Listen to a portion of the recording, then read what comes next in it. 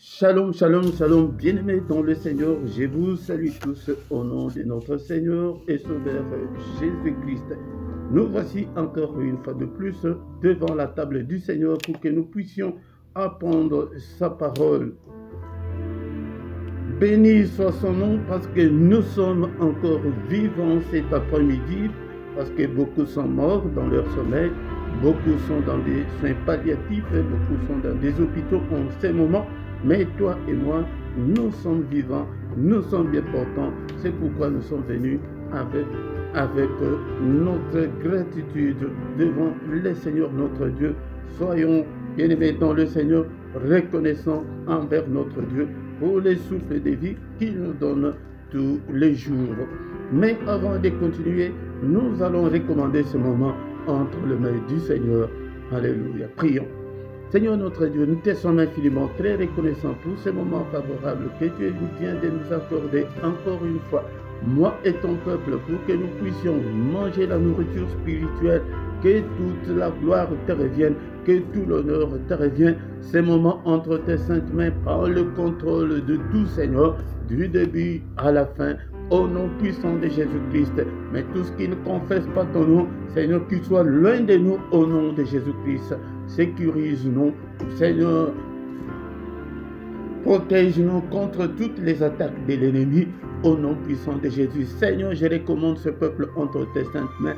Ouvre leurs oreilles spirituelles, ouvre leurs entendements pour qu'ils puissent bien appréhender, pour qu'ils puissent bien comprendre ta parole, que ta parole trouve la place au fond de leur cœur, que la parole trouve la place dans leur vie, Seigneur, et qu'ils mettent cette parole en pratique au nom puissant de Jésus. Cher Saint-Esprit, prends le contrôle de tout.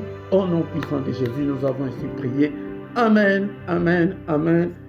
Bien-aimés dans le Seigneur, shalom, shalom, shalom, encore une fois. Bien-aimés, au micro, cet après-midi, c'est votre serviteur, le prédicateur Philippe. Je suis là pour que nous puissions parler de la part du Seigneur. Le Seigneur lui-même dit, et je vous rappelle encore une fois de plus, dans les livres de Osée, chapitre 4, verset 6, que mon peuple est détruit parce qu'il lui manque la connaissance. Bien-aimé, si tu manques la connaissance, tu seras terrassé, tu seras calciné, tu seras détruit, tu seras anéanti par l'ennemi, parce que l'ennemi a toujours peur de, ainsi dit l'Éternel. Puisque tu as rejeté la connaissance, je te rejetterai et tu seras dépouillé de mon sacerdoce. Puisque tu as oublié la loi de ton Dieu, j'oublierai aussi tes enfants, des innocents qui n'ont rien fait à cause de toi. Le Seigneur va rejeter aussi tes enfants. Donc nous sommes condamnés à suivre le Seigneur. Nous sommes condamnés à connaître le Seigneur, à lui donner nos cœurs.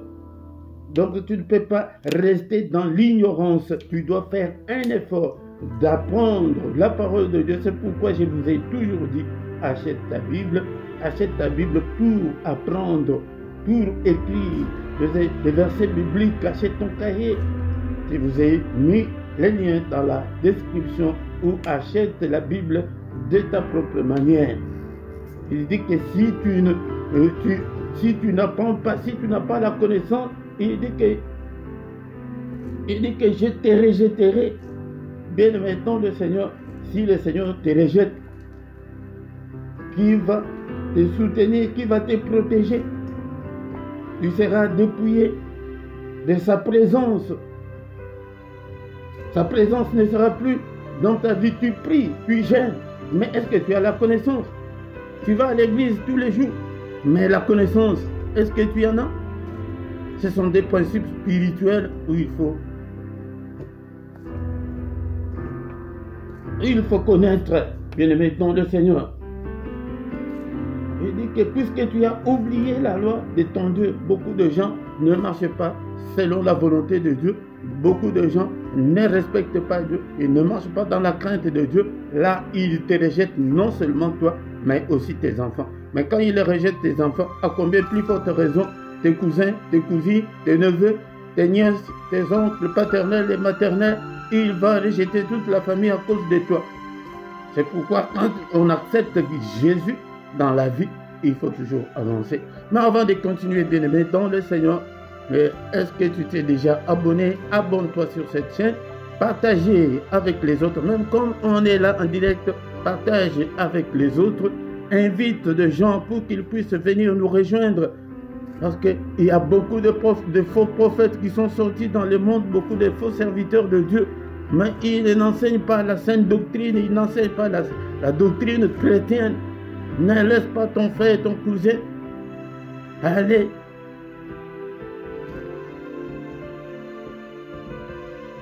brûler dans le feu. Mais mon Seigneur, je suis là.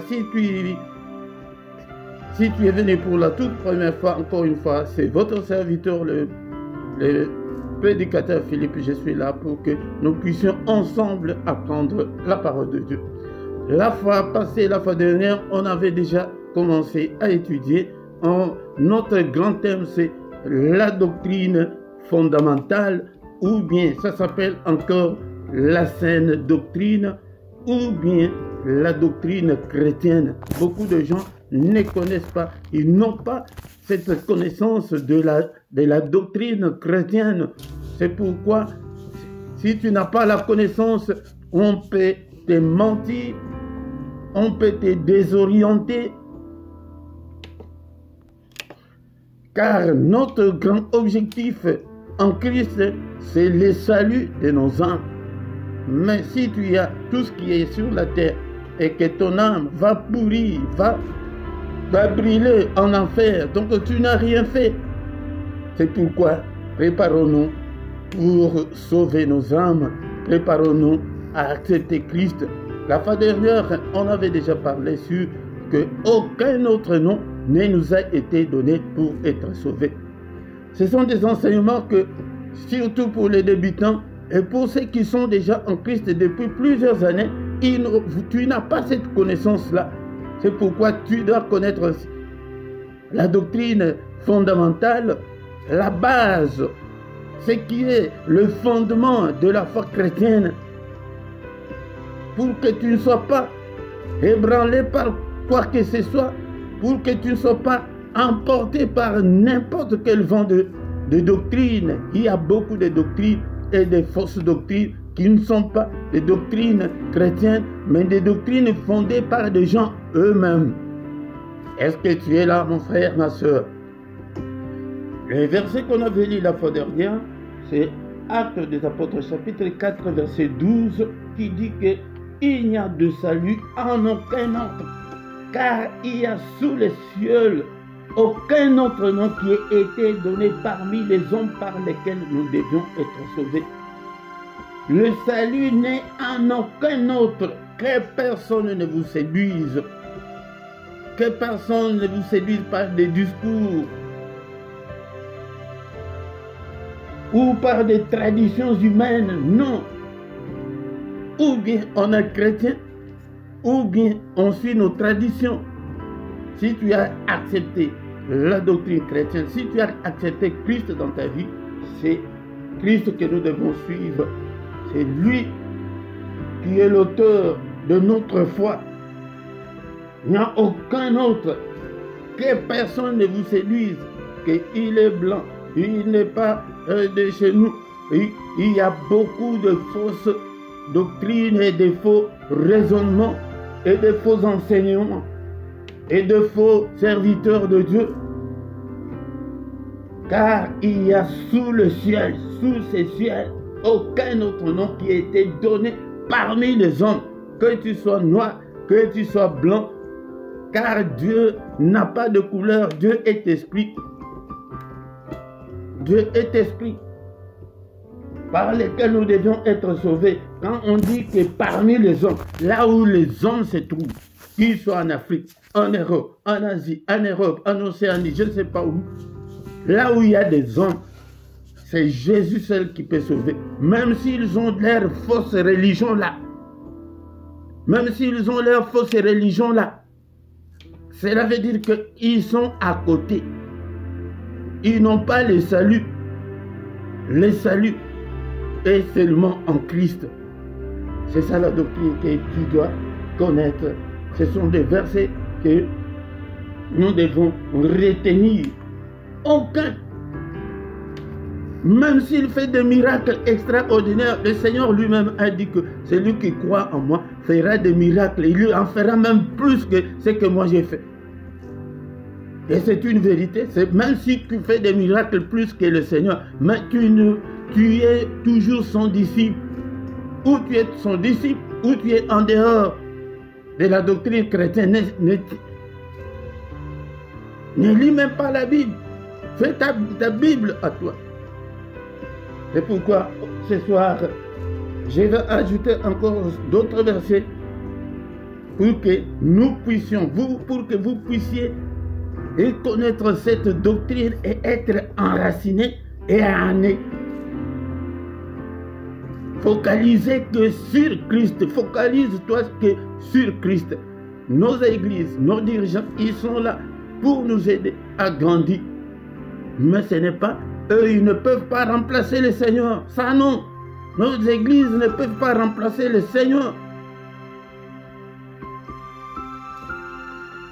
Bien-aimés dans le Seigneur, nous sommes obligés, le Seigneur nous envoie d'enseigner à son peuple parce que beaucoup sont maintenant dans la vie chrétienne, ils n'ont pas ces enseignements de base.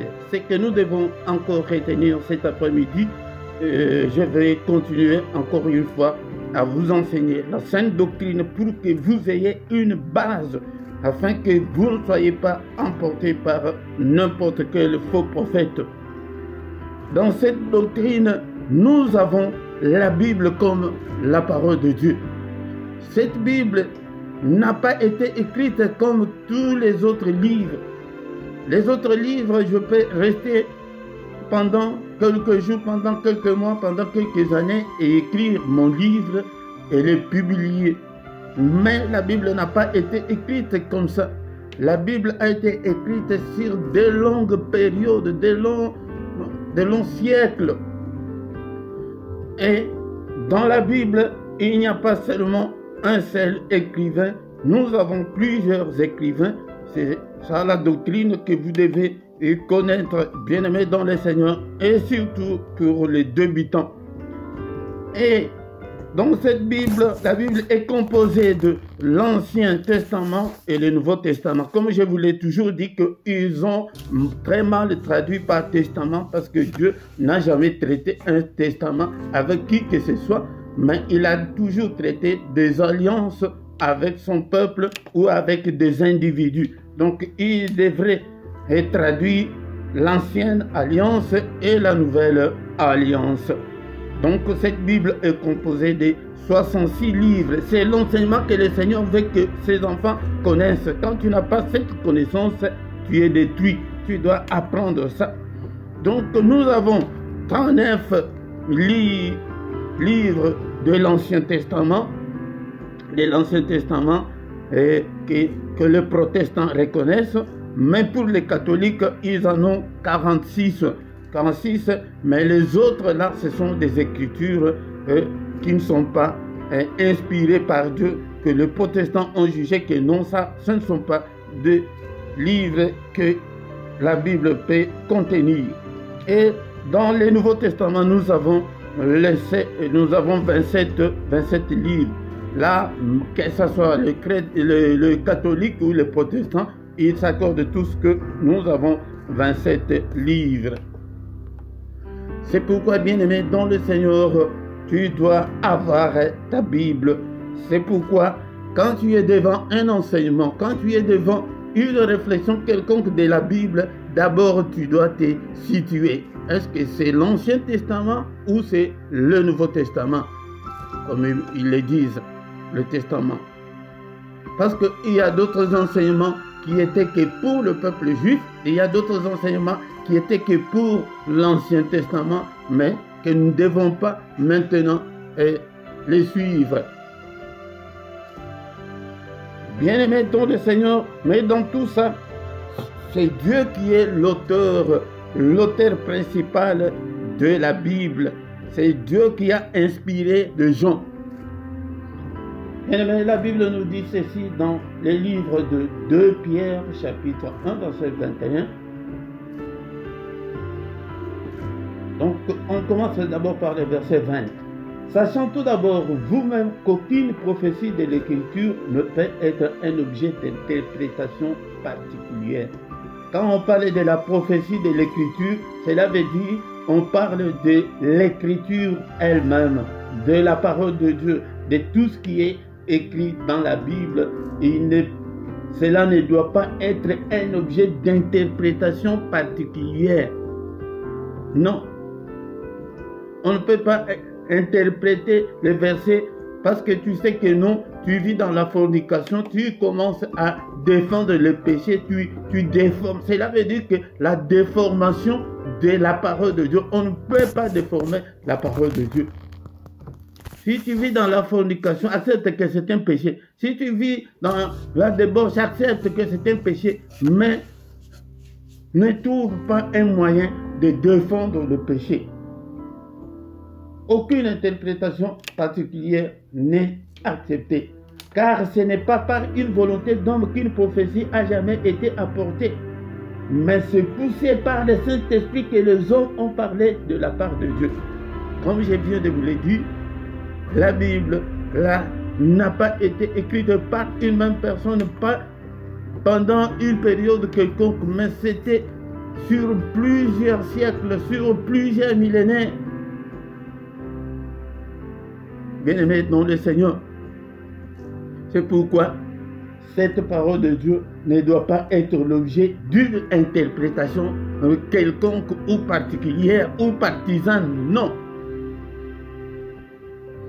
La Bible dit que, bien-aimés dans le Seigneur, sachant tout d'abord vous-même qu'aucune prophétie de l'Écriture ne peut être un objet d'interprétation particulière ou partisane.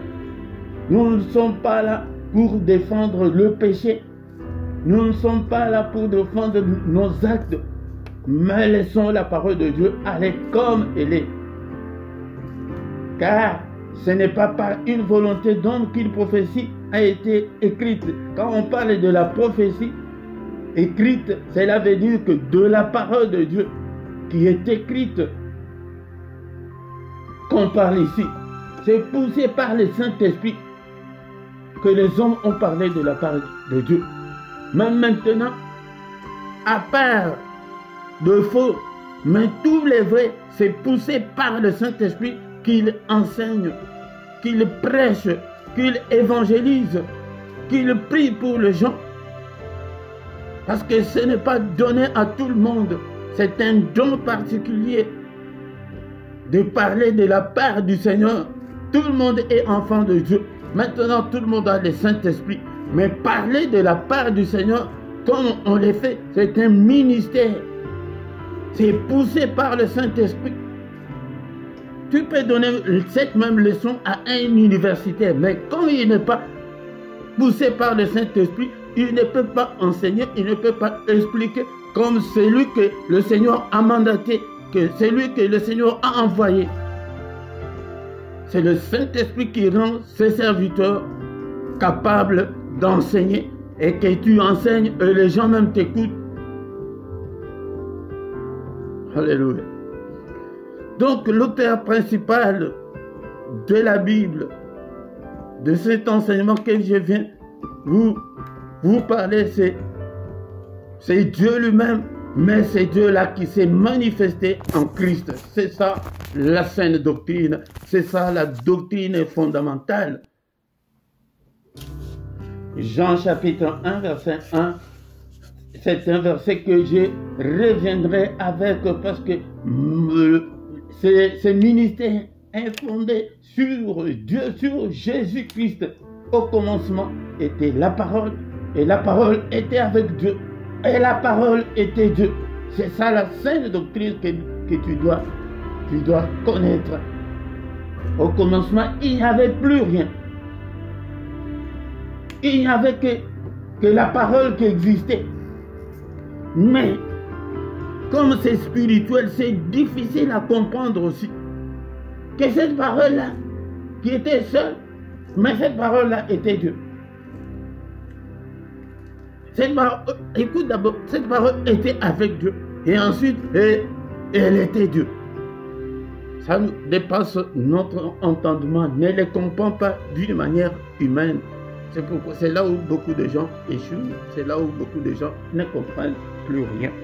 Matthieu chapitre 1, verset 23. Matthieu chapitre 1, verset 23. Est-ce que tu as écrit?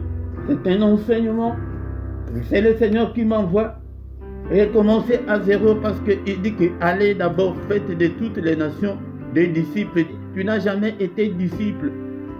Mais le Seigneur va t'exaucer comment? Tu as déjà écrit des versets quand? Tu les as déjà répétés quand? Deviens disciple.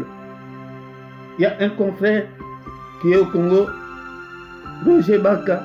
Regardez aussi ses enseignements. Regardez ceux qui le suivent. Tout le monde a quelque chose à écrire. Tu ne peux pas venir dans ces enseignements sans cahier, sans stylo, sans Bible. Non. Je ne sais pas, je n'ai pas encore ces liens. Peut-être la fois prochaine, je chercherai des liens et je vous mettrai dans la description. Soyez des disciples. Matthieu 1, 23. Voici, la Vierge sera enceinte, elle enfantera un fils et on lui donnera le nom d'Emmanuel, ce qui signifie Dieu avec nous. Vous voyez qu'une vierge, là c'était de plusieurs siècles avant la naissance de Christ. Plusieurs siècles que les gens ont parlé de la part de Dieu, que Ésaïe a parlé de la part de Dieu qu'une femme. Et quand il prêchait comme ça, les gens disent, oh, est-ce que tu es fou? Une femme vierge qui ne connaît pas des hommes, elle va enfanter comment? Plusieurs siècles avant la naissance de Christ. Elle donnera, elle enfantera un fils et on lui donnera le nom d'Emmanuel. Attention, c'est là où beaucoup de musulmans aussi nous posent des questions. Mais non, Jésus n'a jamais porté le nom d'Emmanuel. Oui, Jésus n'a jamais porté, mais c'était un nom prophétique. C'était un nom prophétique que l'enfant allait recevoir. Parce que ce nom prophétique avait une signification. La signification, c'est que Dieu est avec nous. Mais la question qu'on doit se poser, posez aussi des questions. Ne suivez pas seulement pour suivre, mais si vous avez des questions, des doutes, posez toujours des questions. Même dans la rubrique de commentaires, où nous avons nos coordonnées, tu appelles, tu demandes, tu poses la question. Mais moi, je vous pose la question. Elle enfantera un fils. On lui donnera le nom d'Emmanuel, ce qui signifie Dieu avec nous. Pourquoi on ne dit pas que le Fils là avec nous, mais on dit que Dieu avec nous? C'est un mystère. Bien aimé dans le Seigneur, ne comprenez pas les choses de Dieu comme les choses de ce monde. Non. C'est un nom mystérieux, c'est un nom prophétique. Cela veut dire que Dieu lui-même, Dieu est capable de tout. Et une autre question que les musulmans me posent, si tu dis que non, maintenant c'est Dieu avec nous. Comme Jésus était le Fils, était Dieu et il était né ici. Mais qui était au ciel? Mais bien aimé, si tu es devant aussi une question comme ça, dis-lui que non, Dieu est Dieu, Dieu est omniprésent, Dieu peut tout faire en un seul moment. Il est en même temps en train de faire des réunions au ciel, en même temps écouter toutes nos petites requêtes, écouter toutes nos prières en même moment. Le seul qui peut être omniprésent, qui est omniscient, qui est omnipotent, c'est Dieu. Mais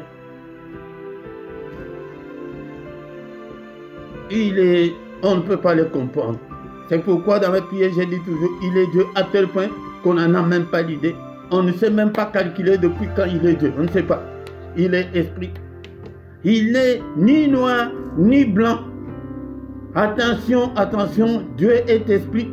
C'est lui qui a créé le ciel et la terre. Il n'est pas, nous n'avons pas un Dieu de noir et un Dieu de blanc. Il n'y en a pas.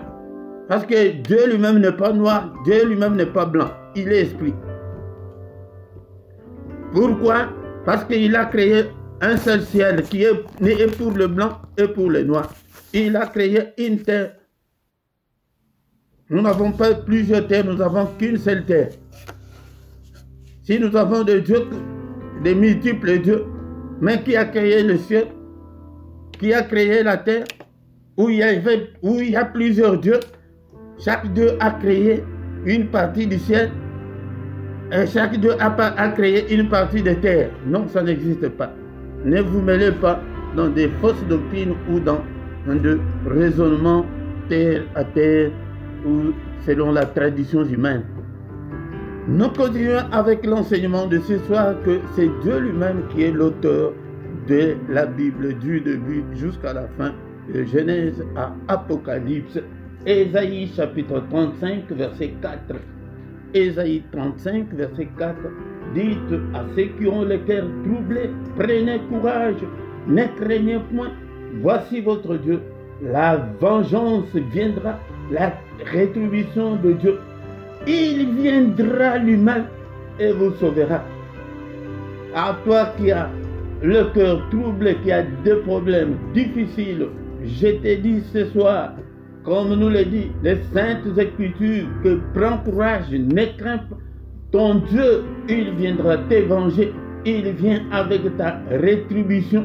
Il vient avec ton salaire. Il viendra lui-même et vous sauvera. On dit qu'il viendra lui-même. C'est nous voyons dans Matthieu, et on vient de lire Matthieu chapitre 1 verset 23, que les fils nous sera donné. La Vierge enfantera un fils, on l'appellera Emmanuel, ce qui veut dire que Dieu est avec nous. Donc Dieu là est venu à travers ces fils-là nous visiter. Il vient. Il viendra lui-même. Il est déjà venu dans ta vie, c'est toi qui ne l'as pas encore reçu. Et on a déjà lu Jean chapitre 1 verset 1 où il est écrit qu'au commencement était la parole. C'est ça, c'est que nous devons connaître.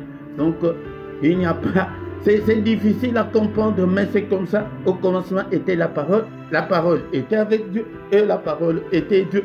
Si tu vas jusqu'au verset 14, tu verras que tout a été créé par lui et pour lui. Dans Jean chapitre 1 verset 3, toutes choses ont été faites par elle, par cette parole-là qui était au commencement avec Dieu, cette parole-là qui était Dieu, cette parole-là. Bien-aimé, rien de ce qui a été fait n'a été fait sans elle. Tout. C'est ce que nous apprenons cet après-midi. C'est pour la connaissance qu'on est là. C'est pour la connaissance que votre Dieu, c'est ton Dieu qui m'envoie pour te dire qu'il ne reste pas dans l'ignorance. Colossiens chapitre 2, on commence avec le verset 8. Colossiens chapitre 2, verset 8. Et prenez garde que personne ne fasse de vous sa proie par la philosophie et par une vaine tromperie. Bien-aimés, ne soyez pas la proie des faux prophètes, ne soyez pas la proie des faux prophètes par leurs miracles, non.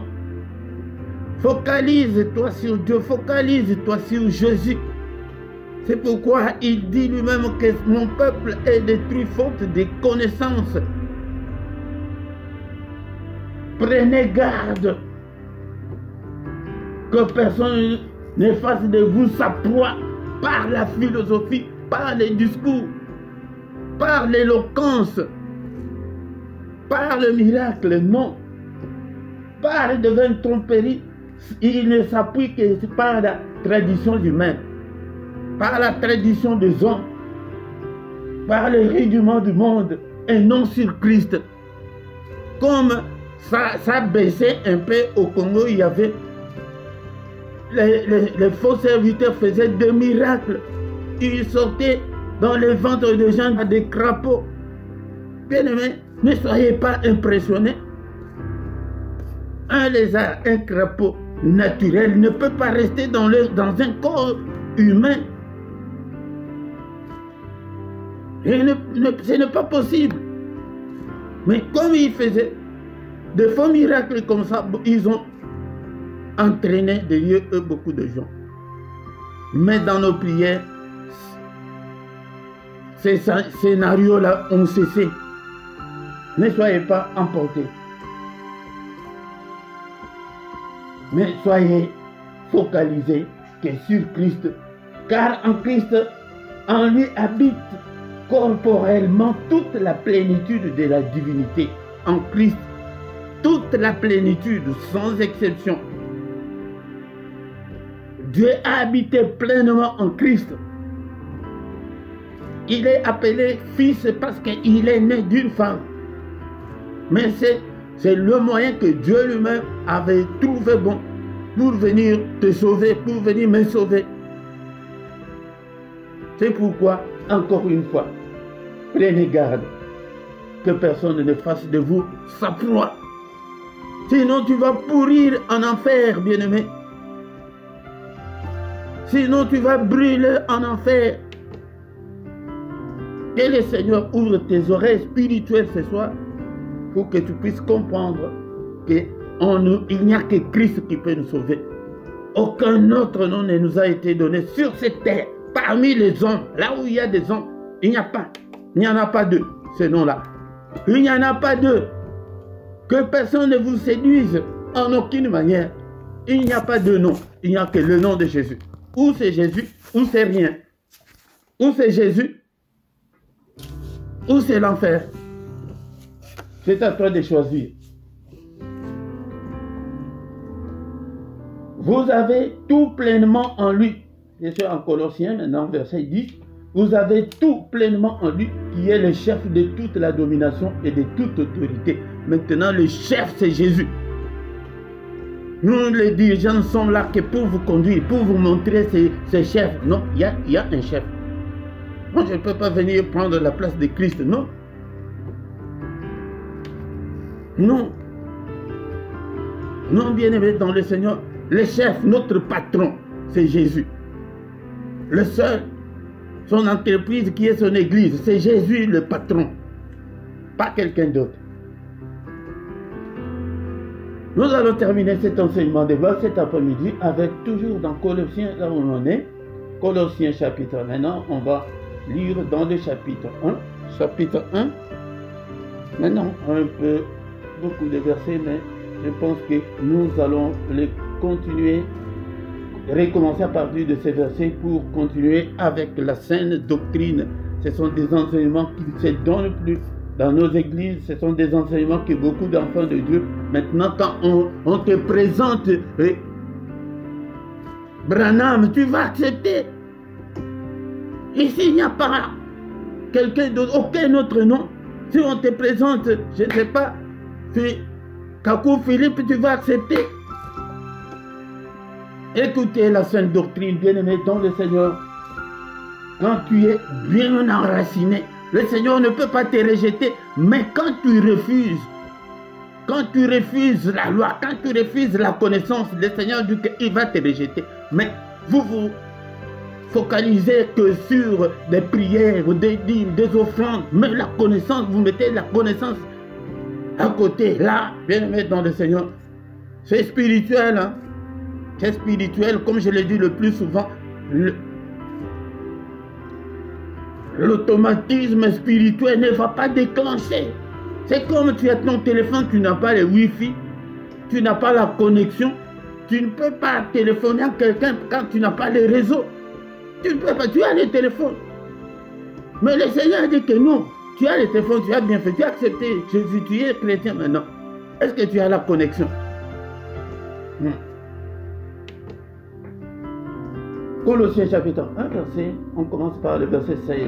C'est Jésus-là. Il est l'image du Dieu invisible, le premier-né de toute la création. Écoutez le verset 16. Car en lui ont été créées toutes choses, en Jésus, qui sont dans les cieux et sur la terre, les visibles, les invisibles, les trônes, les dignités, dominations, autorités. Tout a été créé par lui et pour lui. C'est ça la sainte doctrine. C'est Jésus là que toi et moi nous prions. Pas ton pasteur, pas le faux prophète. Non, je ne dis pas que tous sont des faux. Non, ça, loin de moi. Vraiment, bien aimé dans le Seigneur. C'est pourquoi venez ici pour apprendre la sainte doctrine. Tout, sauf rien. Tout a été créé par lui et pour lui. Mais si tout a été créé par lui, il est qui? Il est le Dieu créateur. C'est lui le créateur, l'unique, le seul. Aucun autre prophète ne s'est jamais attribué cet attribut qu'il est créateur. Là, le Dieu va te brûler le même jour. Hein. Non, bien-aimé dans le Seigneur. Il a créé tout, sauf rien. Tout a été créé par lui et pour lui. Il est avant toutes choses et toutes choses subsistent en lui. Nous allons nous arrêter là, bien aimés dans le Seigneur. C'est ça, l'enseignement de base. Aujourd'hui, nous sommes venus pour voir que l'auteur principal, comme on le dit dans les films, l'auteur principal, c'est Jésus. Le patron, c'est Jésus. C'est Dieu qui s'est manifesté en Jésus. C'est pourquoi il est dit qu'en lui habita toute la plénitude de la divinité. Toute la plénitude, sauf rien. Donc il est qui?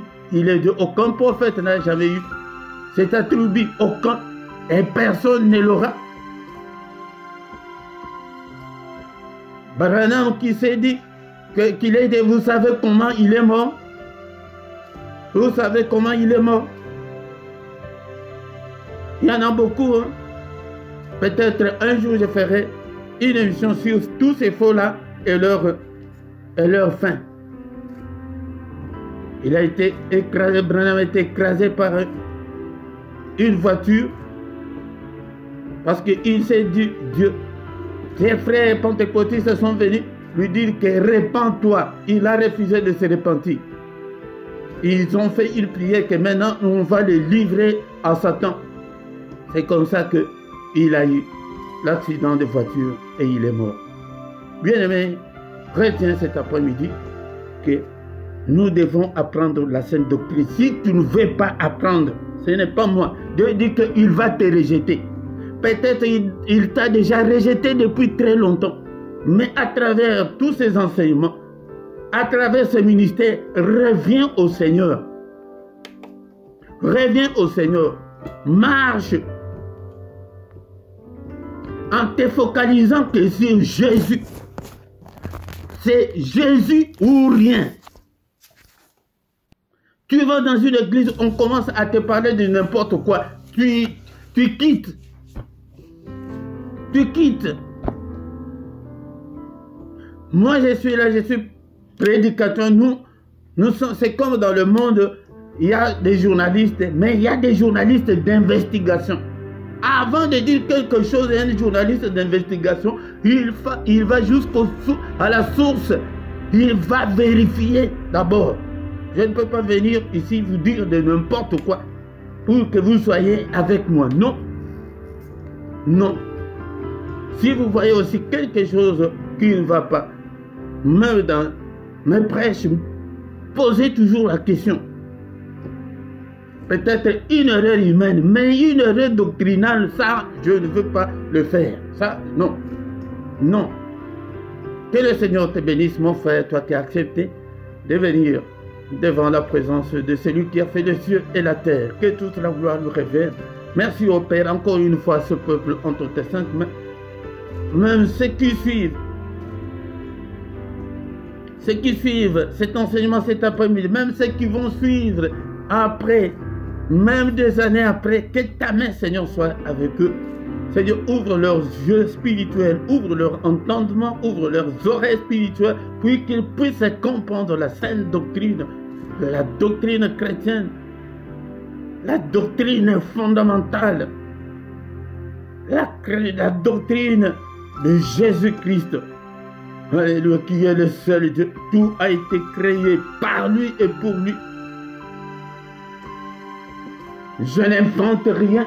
C'est dans sa parole que nous venons de lire dans 1 dans Colossiens chapitre 1 verset 16 que car en lui ont été créées toutes choses qui sont dans les cieux et sur la terre, et les visibles et les invisibles, trône, dignité, domination et autorité, tout, sauf rien, tout a été créé par lui. Donc c'est lui qui a créé et pour lui. Il a fait pour lui-même. Alléluia. Merci au Père. Merci Seigneur pour nous donner cette connaissance. Seigneur, que tes enfants apprennent et qu'ils transmettent aussi aux autres. Au nom puissant de Jésus, nous avons ainsi prié. Amen, amen, amen, amen, amen, amen. Que mon Seigneur te bénisse. Bien-aimé dans le Seigneur, des enseignements comme ça, reviens 2-3 fois, écoute-le pour que tu sois enraciné, pour que tu ne sois pas emporté par n'importe quel faux prophète ou faux serviteur de Dieu ou par n'importe quelle fausse doctrine, mais que tu te focalises que sur Jésus, sur la doctrine biblique, sur la doctrine chrétienne, sur la saine doctrine, sur la doctrine fondamentale du christianisme. Viens tous les dimanches. Des questions posées, je suis là pour que nous puissions y répondre. Bien-aimés, nous voici arrivés à la fin. Et tous les dimanches, nous sommes là. Tous nos communiqués, tu les trouveras dans la description et nos coordonnées financières pour soutenir l'œuvre de Dieu. Nous allons encore une fois de plus nous retrouver dimanche prochain au nom puissant de Jésus. Amen, amen, amen, amen, amen.